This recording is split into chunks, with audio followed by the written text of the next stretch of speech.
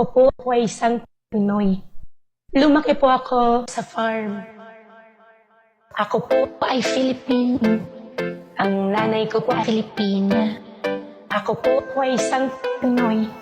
Lumaki po ako sa farm. Ako po ay Filipino.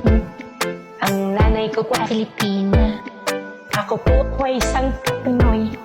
Lumaki po ako sa farm. Ako po ay Filipino.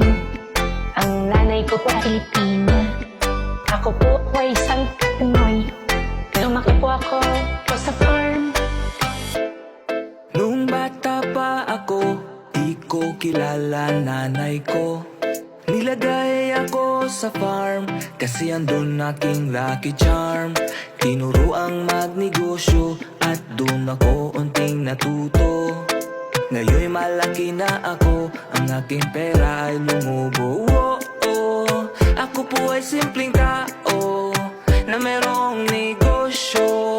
Marami pera ko, di dahil spiya ko ng Chino. Ako po ay Filipino. Ang nanay ko po ay Filipina. Ako po ay isang Pinoy. Lumaki po ako sa farm. Noong bata pa ako, di ako pinag-aral ng tatay ko. Sa aming farm ako nag-schooling, tutorial lang ni Ma'am Robilin. Kahit di na college graduate, basta marunong mag-calculate. Ako po ay may negosyo, hindi spiya ng Chino. Ako po ay Filipino. Ang nanay ko po ay Filipina.